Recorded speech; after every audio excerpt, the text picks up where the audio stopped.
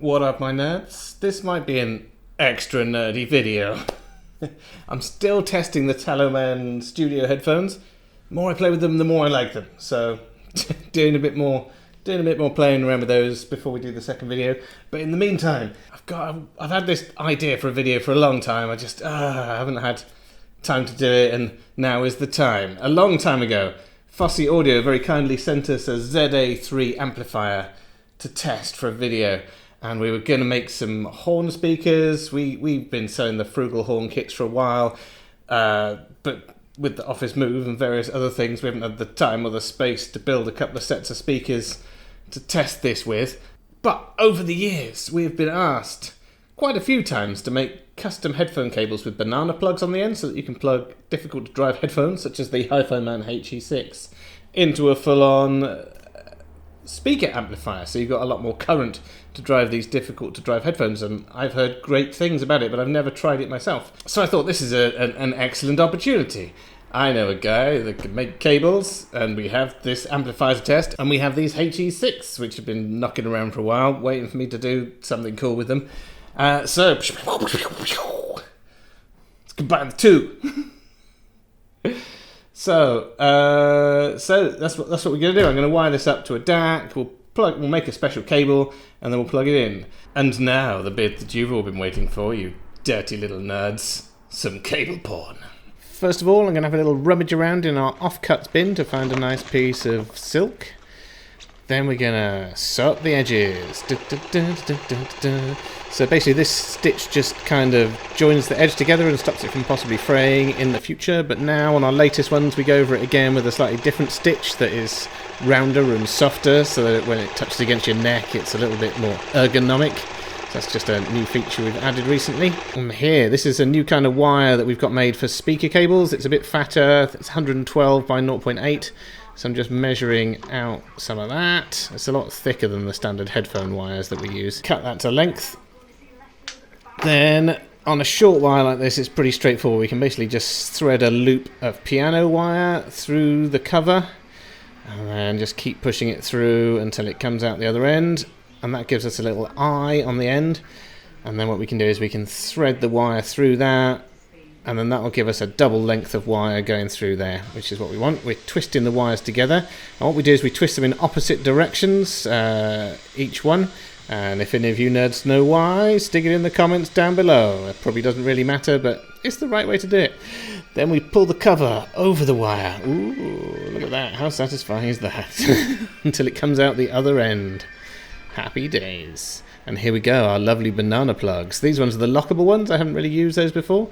So initially got to tin it, because this is Litz wire, so it's got a little bit of enamel over it, so you have to kind of heat it up quite a lot, and gradually you'll see that enamel kind of boiling away and creating crusty goop there on the end.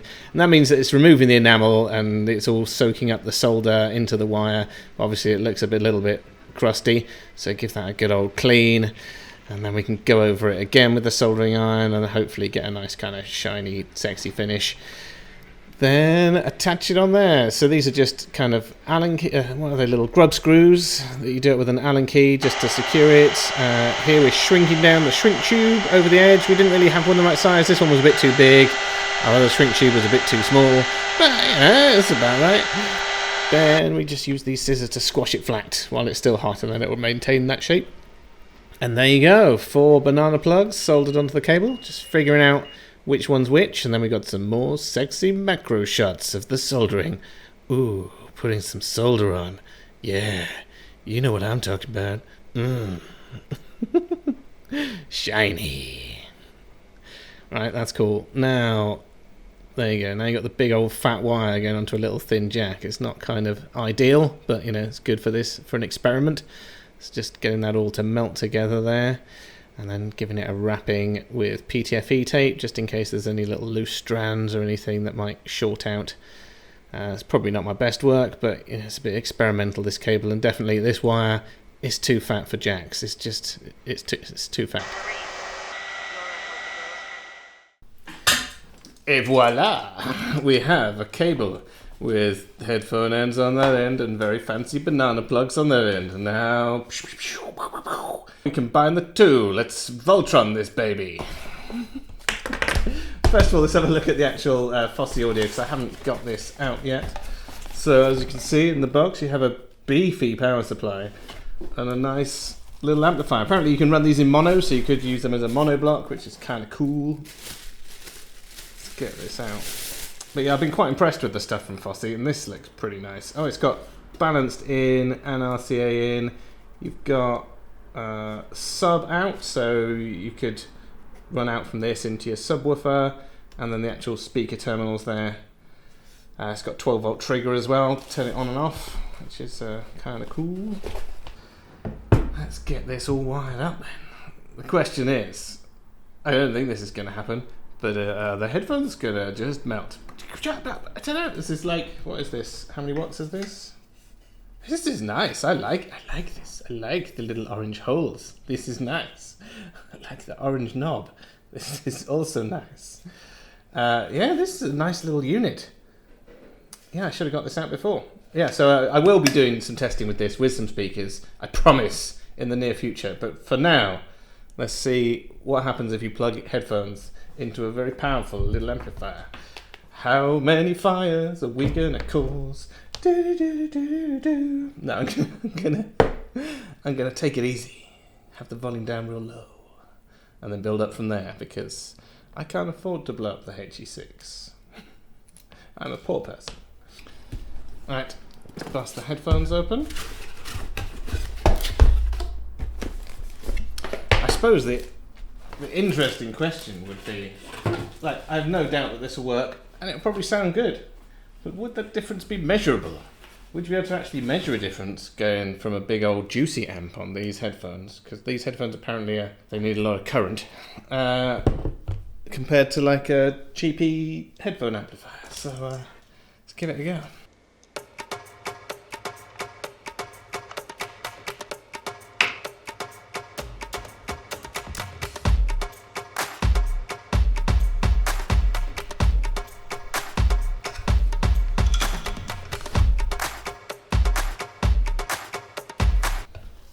Okay.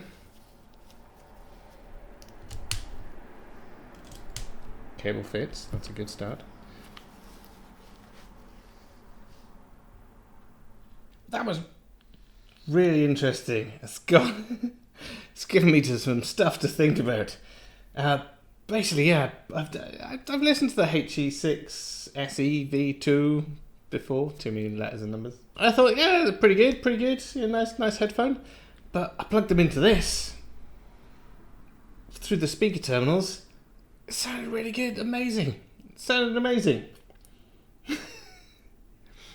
So then I plugged them into the headphone amplifier, and they're like, again, these sound pretty good.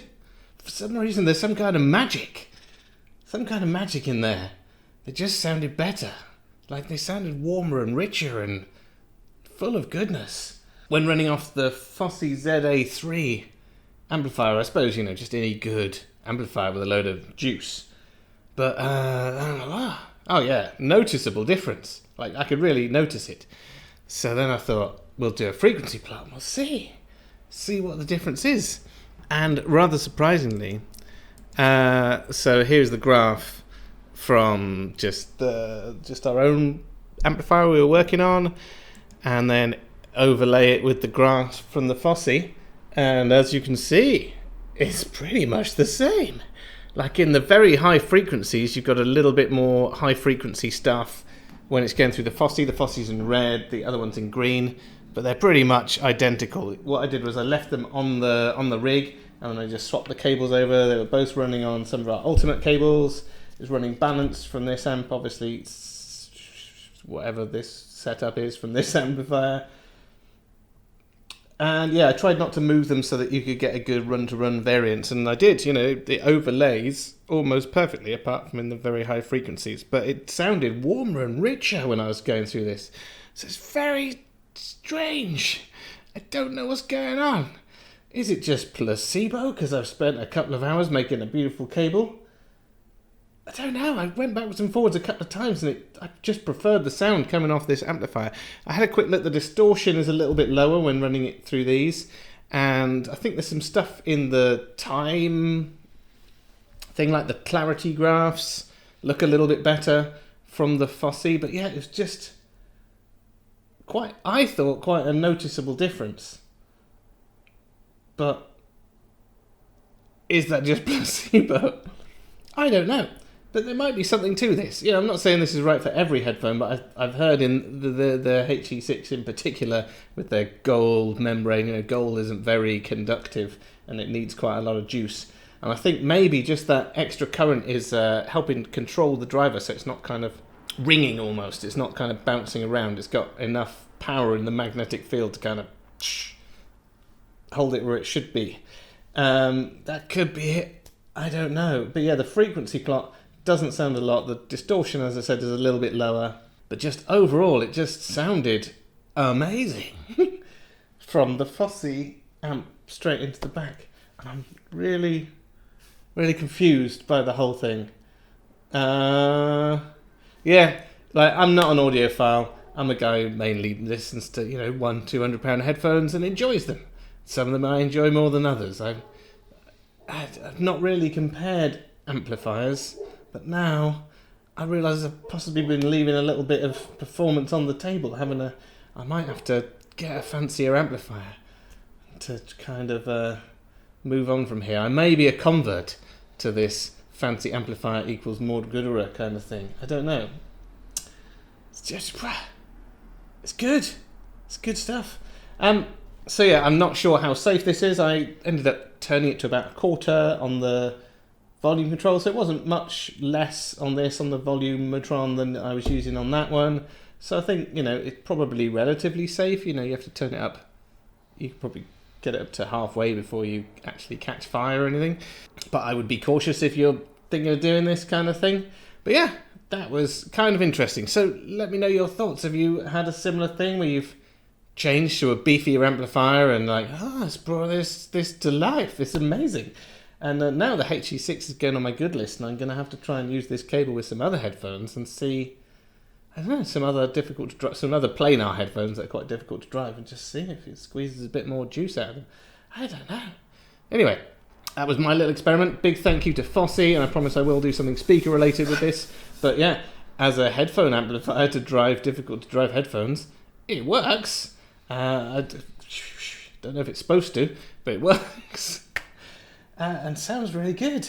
So anyway, yes, it's been super awesome hanging out. It'd be great if you could tell me your thoughts on this. Is it just me? Is it the placebo factor?